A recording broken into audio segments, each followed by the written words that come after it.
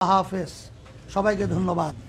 প্রিয় সাংবাদিক বন্ধুগণ, এই লিখিত মোহতারাম আমিরের লিখিত বক্তব্যের আলোকে যদি আপনাদের কোনো প্রশ্ন থাকে তাহলে প্রশ্নগুলো দয়া করে উপস্থাপন করতে পারেন। আমার নাম নোমান, থেকে বলছি, কারণ হয়ে গেছি।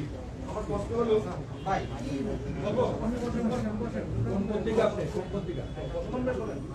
যে আমার প্রশ্ন হলো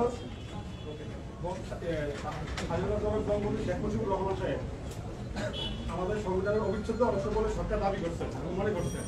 আর ভাস্কর্য বিরোধী আন্দোলন যে আপনার কতদিন প্রতিবাদ করার চেষ্টা করছেন, সেটা সংবিধানের স্পষ্ট লঙ্ঘন বলে সরকার দাবি করছে। এই বিষয়ে আপনাদের বক্তব্য কি?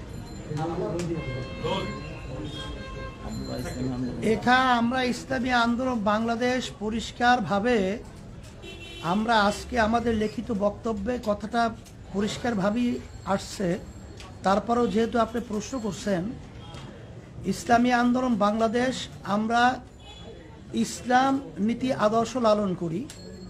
ভাস্কর্য এবং মূর্তির ব্যাপারে ইসলাম কি সমাধান দিয়েছে, শরিয়াত কোরআন এবং হাদিস কি সমাধান দিয়েছে, বাংলাদেশের সকল উল্লেখযোগ্য হক্কানি ওলামাই কেরাম একত্রিত হয়ে ইসলামের যে এ ব্যাপারে যে সিদ্ধান্তগুলো তাদের মতামত প্রকাশ করেছে, এটা যদি সংবিধানের সাথে সাংঘর্ষিক আমি মনে করি না। কারণ বাংলাদেশ সরকার তার নির্বাচনের আগে তার নির্বাচনী ইশতেহারে প্রকাশ করেছেন যে সে যদি সরকার যদি গঠন করতে পারে, তারা যদি বিজয় লাভ করে, তারা ইসলাম বিরোধী শরিয়া বিরোধী কোনো আইন পাশ করবে না।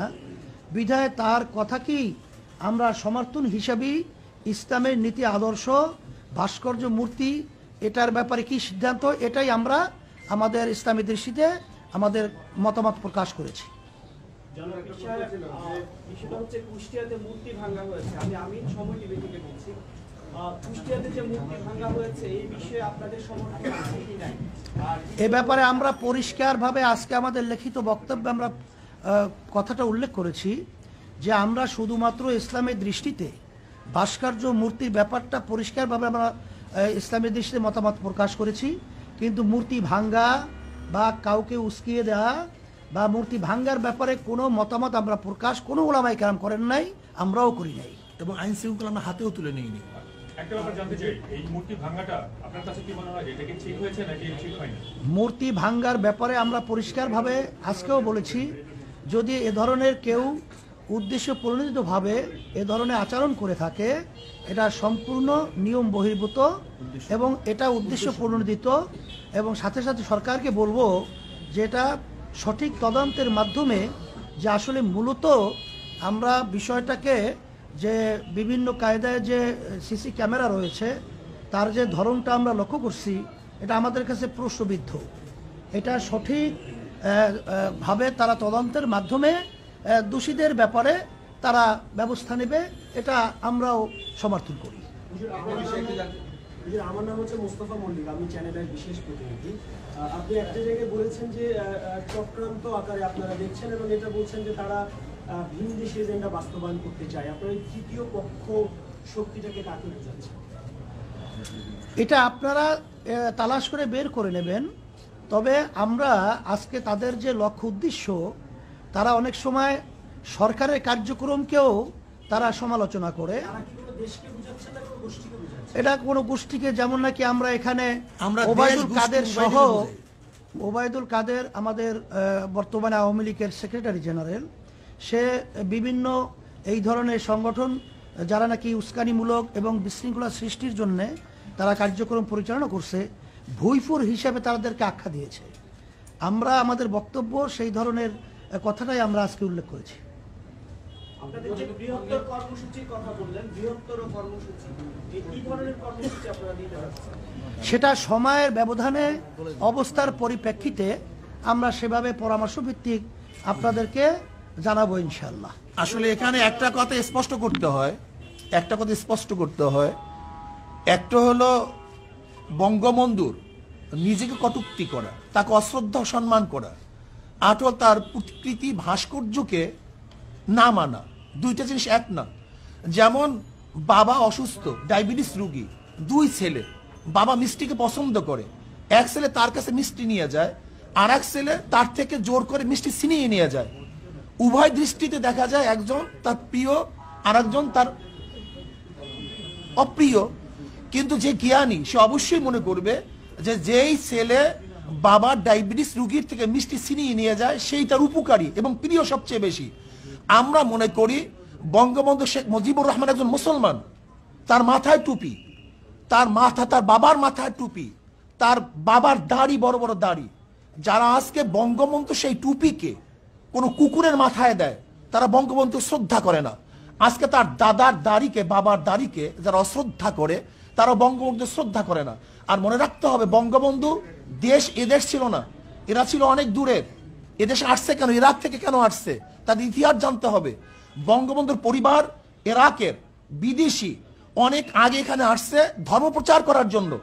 তারা জাতিগতভাবে ধার্মিক, তার বাবা ধার্মিক, তার দাদা ধার্মিক, তার সমস্ত গোষ্ঠী ধার্মিক। খোদ বঙ্গবন্ধু কে বলেছেন, এদেশের ডাকাতরা চোরেরা সব কিছু নিয়ে গেছে, কিন্তু ইমানদার লোক আমরা বেঁচে আসি, ইমানের সাথে তাদের মোকাবেলা হবে। এটা বঙ্গবন্ধু নিজের বক্তব্য। তিনি কি বলেছেন, ইনশাআল্লাহ আমি বিজয় হব।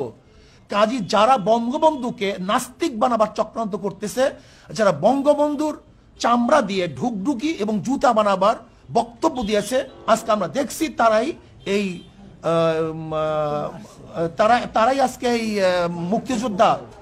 মুক্তিযোদ্ধা মঞ্চ হিসাবে, তার আপন হিসাবে তারা স্বীকৃতি পাইতেছে। আমি মনে করি এটা ভিন দেশীয় এক এজেন্ডা বাস্তবায়ন করতে চায়।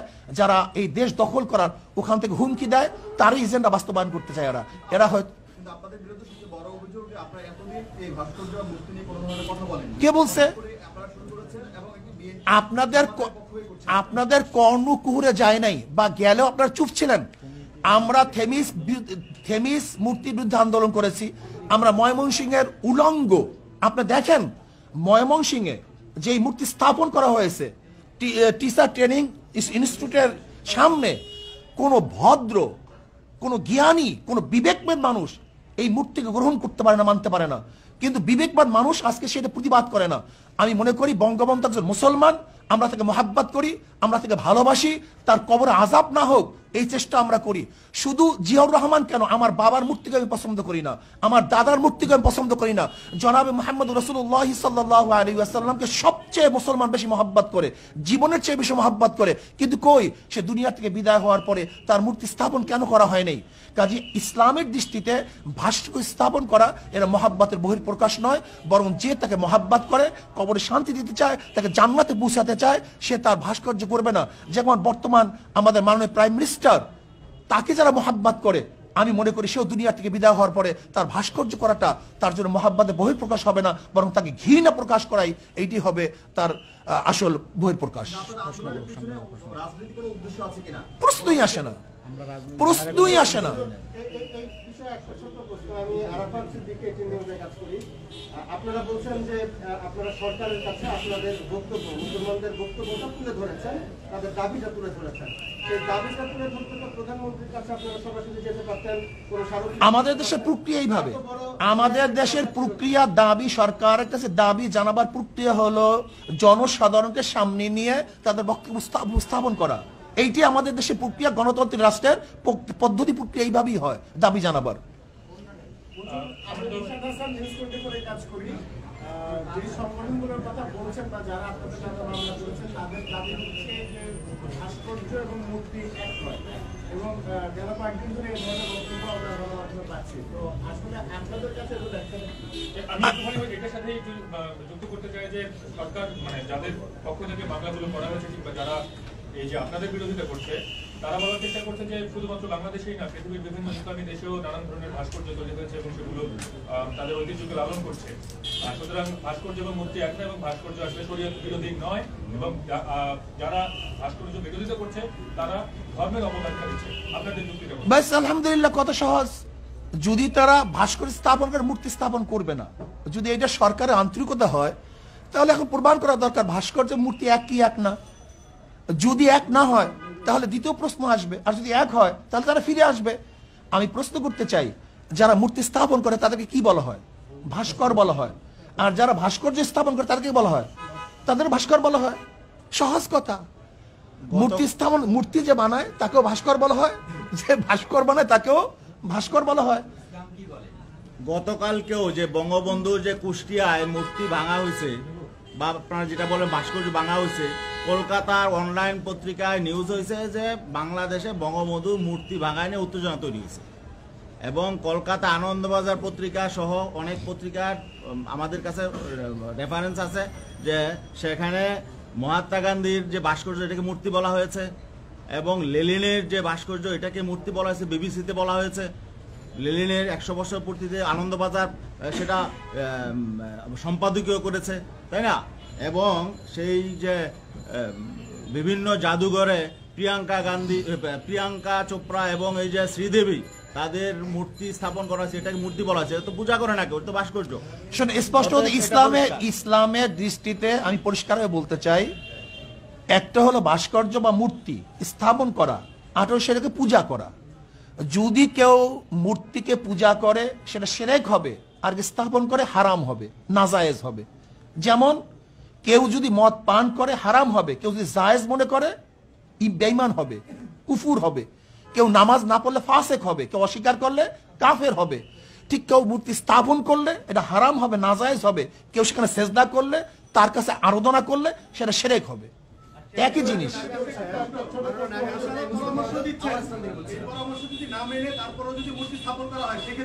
বাস আমরা তো বলছি আমরা সচেতন করব। আইন শৃঙ্খলা আমরা হাতে তুলি নাই। ইসলামী আন্দোলন বাংলাদেশ আজ পর্যন্ত আইন শৃঙ্খলা হাতে তুলে নাই। আমাদের কাজ হলো সতর্ক করা, পরামর্শ দেয়া, তাদেরকে জানিয়ে দেওয়া, অন্যায় প্রতিবাদ করা। আপনাদের এই প্রশ্নের উত্তরগুলো অনেকটাই আমাদের লিখিত বক্তব্য চলে আসছে। জি জি জি। কষ্টটি হলো যে ভাস্কর্য ভাঙ্গার আন্দোলন নিয়ে বা বর্তমানে কিছু বক্তব্যকে ঘিরে দেশের 3 জন আলেমের নামে রাষ্ট্রদ্রোহ মামলা হয়েছে, সেখানে আপনিও আছেন। এই বিষয়টা এখানে এসেছে। আমার প্রশ্ন হলো, রাষ্ট্রদ্রোহী মামলা হয়েছে আপনার নামে, আপনার প্রতিক্রিয়া কি ব্যক্তিগতভাবে? আসলে রাষ্ট্রদ্রোহ মামলা হয় নাই, প্রক্রিয়া আছে। রাষ্ট্রদ্রোহ মামলা হওয়ার জন্য যে পদ্ধতি পন্থা, সেটা তার প্রক্রিয়া আছে। আমি মনে করি এটা আমাদের উপর অবিচার করা হয়েছে। আমরা রাষ্ট্রদ্রোহ কোনো কাজ করি নাই, বরং যদি এই মামলা আমাদের বিরুদ্ধে হয় তাহলে আমি মনে করবো অবৈধভাবে আমাদের উপর জুলুম করা হয়েছে। সরকার আমাদের জুলুম করছে এবং জনগণের কাছে আমরা এটা উপস্থাপন করব, জনগণ এই বিচার করবে।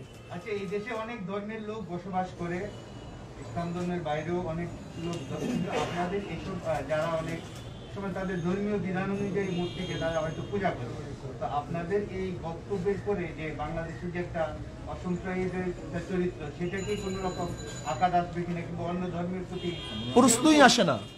আমাদের আজকে বক্তব্য আপনি শুনছেন, ইসলামের নীতি আদর্শ এবং দৃষ্টি, এটা আমরা পরিষ্কার বলছি। কোনো ধর্মের উপরে, তাদের কার্যক্রমের উপরে ইসলাম কোনো জিনিস চাপিয়ে দিয়ে বাধ্য করা হয় নাই, এটা পরিষ্কার আমাদের আজকে বক্তব্য লেখা। শ্রদ্ধাভাজন আমার সাংবাদিক বন্ধুগণ, যদি ইসলাম মূর্তি ভাঙ্গার আদর্শ লালন করত, বিজাতীয়দের মূর্তি যারা পূজা করে লালন করত, তাহলে পাক উপমহাদেশে 800, 750 বা 900 বছর পর্যন্ত মুসলমান শাসক হওয়া সত্ত্বেও এদেশে মূর্তি থাকে কিভাবে?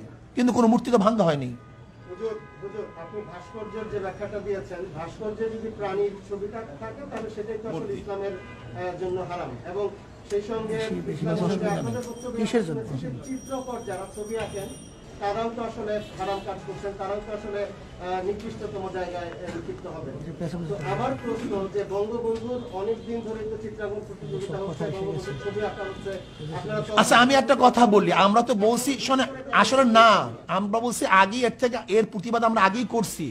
হুট করে হলো কিভাবে? এদেশে হাজারো খুন হয়েছে, কিন্তু সিনা খুন হওয়ার পরে সেটা আলোচনায় চলে আসছে। এদেশে হাজারো ধর্ষণ হয়েছে, কিন্তু লক্ষ্মীপুরে ধর্ষণ হওয়ার পরে আলোচনায় চলে আসছে। এদেশে হাজারো খুন হয়েছে, আবরার হত্যা হওয়ার পরে সেটা আলোচনায় চলে আসছে। কাজী সব জিনিস সবসময় আলোচনা আসে না। কিন্তু আমি প্রশ্ন করতে চাই, শুধু একটা কথা বলতে চাই, যে আজকে যারা আলেমদের বিরুদ্ধে অপবাদ দিচ্ছে, এটা চরিত্র কি? ধর্ষণের সেঞ্চুরি এরা পালন করছে। যারা ধর্ষণের সেঞ্চুরি পালন করছে তারা আলেমের বিরুদ্ধে অপবাদ দিচ্ছে। যাদের ট্রাঙ্কের মধ্যে বাচ্চা পাওয়া যায় তারা আলেমদের বিরুদ্ধে অপবাদ দিচ্ছে।